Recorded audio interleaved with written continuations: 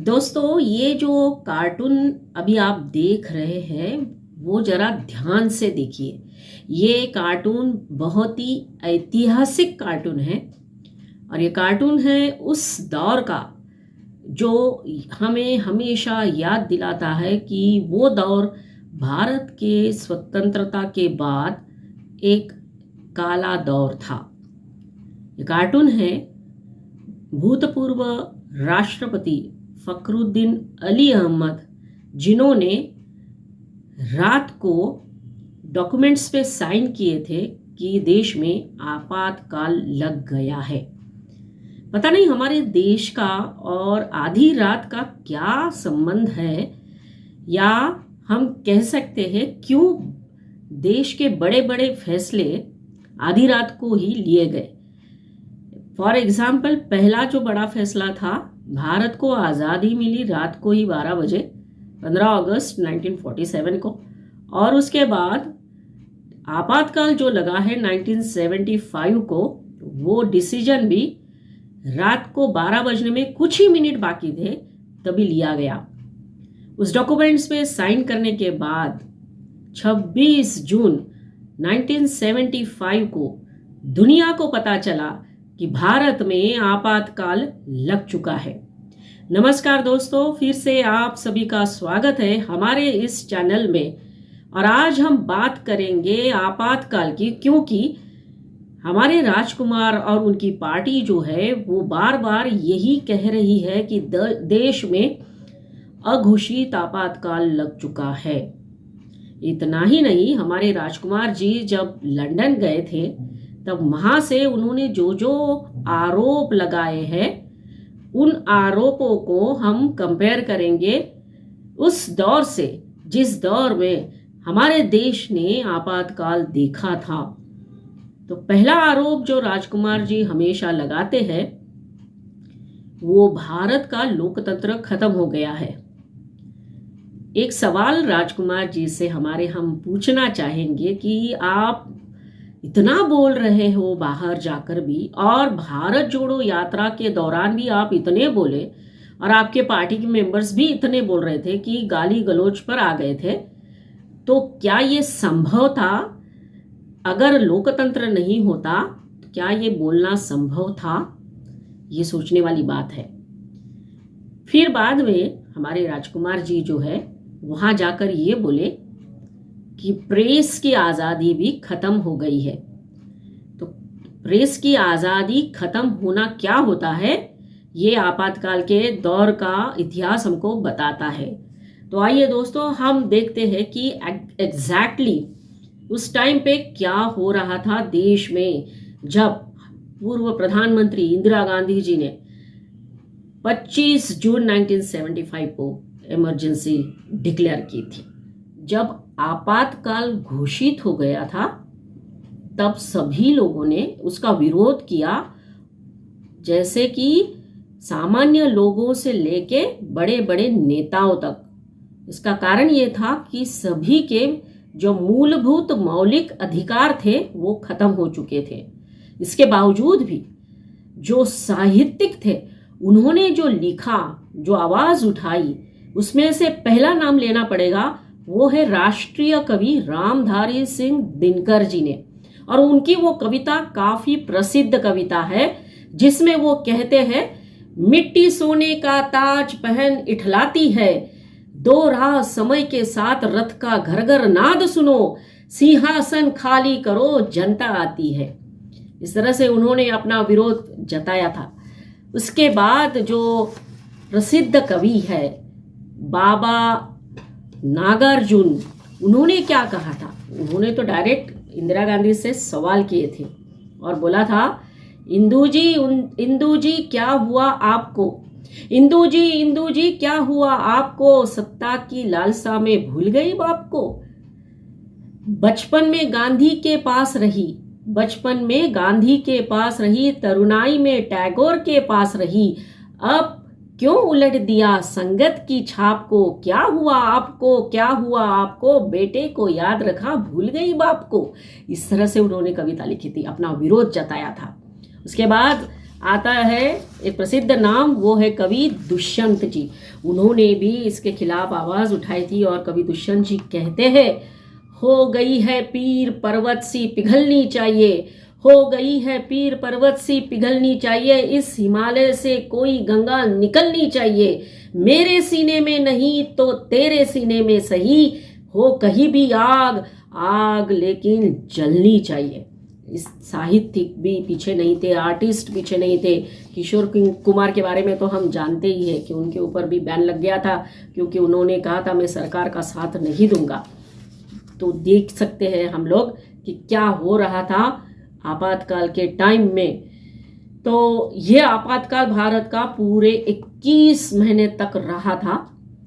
और जैसे कि मैंने बताया पहले ही कि राष्ट्रपति फखरुद्दीन अली अहमद ने इंदिरा गांधी के कहने पर संविधान के अनुच्छेद धारा 352 के तहत देश में आपातकाल लागू करने का ऐलान किया था। आपातकाल का जैसे ही ऐलान हुआ वैसे ही प्रेस पर सेंसरशिप लगा दी थी और इंदिरा गांधी के बेटे संजय गांधी के आदेश पर देश में नसबंदी का एक प्रोग्राम चलाया गया। लाखों लोगों की नसबंदी उस टाइम पे करवाई गई। फिर सरकार के खिलाफ कोई आवाज नहीं उठा सकता था, राजनेताओं को जेल में डाला जा रहा था, बड़े बड़े राजनेता जेल में गए थे। इंदिरा गांधी या यूं कहे हम पूरे गांधी परिवार और कांग्रेस के खिलाफ आवाज उठाने वालों को जेल में भेजा रहा था। सब लोग इसके खिलाफ आवाज उठा रहे थे और जो लोग आवाज उठा रहे थे उनके खिलाफ कार्रवाई की जा रही थी और उनको जेल में डाला जा रहा था।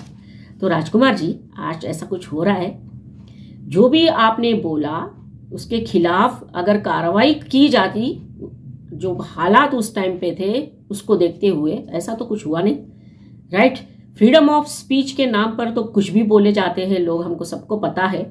वो फ्रीडम ऑफ स्पीच अभी भी है और बार बार हम देखते हैं कि किस तरह से सारे राजनेता बोलते हैं।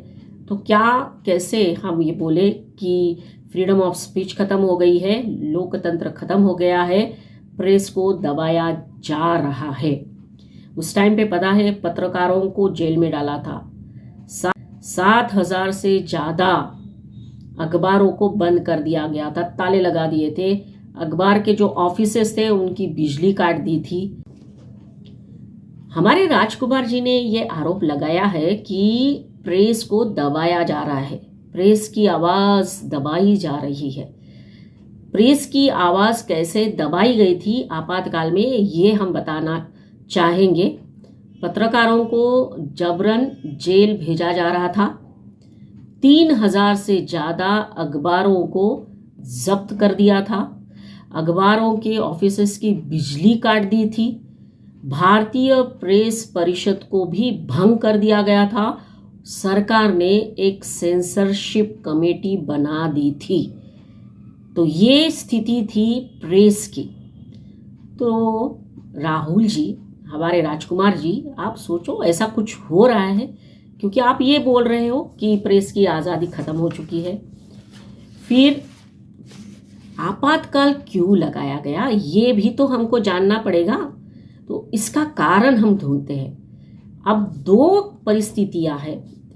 ये पहली परिस्थिति ये है आज की कि जिसमें हमारे राजकुमार कहते हैं और उनकी पार्टी कहती है कि अघोषित आपातकाल है, और दूसरी जो एक्चुअल आपातकाल लगा था। अब एक्चुअल आपातकाल क्यों लगा था? क्योंकि वो सत्ताधारी जो लोग थे वो नहीं चाहते थे कि उनकी सत्ता जाए। आज क्या है? आज भी यही है कि जो सत्ता में नहीं है आज, वो ये चाहते हैं कि वो फिर से सत्ता में आए, क्योंकि कितने साल तक ये लोग सत्ता में रहे, सत्ता का आनंद उठाया, उपभोग उठाया। आज सत्ता नहीं है, इसलिए ये सारी बातें हो रही है। फिर दूसरी बात ये कि आपातकाल जो लगा था 352 के तहत, वो एक असीमित अधिकार सरकार को दे गया, मतलब तत्कालीन सरकार और प्रधानमंत्री उस टाइम की इंदिरा गांधी को। क्या होता था उस टाइम पे, इसकी वजह से इंदिरा गांधी जब तक चाहे सत्ता में रह सकती थी, इसलिए इमरजेंसी लगाई। यही बात हम कर रहे हैं। वो सत्ता में रहना चाहती थी जब तक चाहे तब तक, क्योंकि उनको दिख रहा था कि अभी उनकी सत्ता जाने वाली है, जनता में आक्रोश था और इसलिए ये सब कुछ हुआ। आज ये है कि जो लोग सालों से सत्ता में थे उनको सत्ता वापस चाहिए और इसलिए ये सारा पूरा जो है आरोपों का खेल चल रहा है। दूसरी ये बात है कि दशकों तक ये लोग सत्ता में रहे और जो भी भ्रष्टाचार हुआ सबको मालूम है।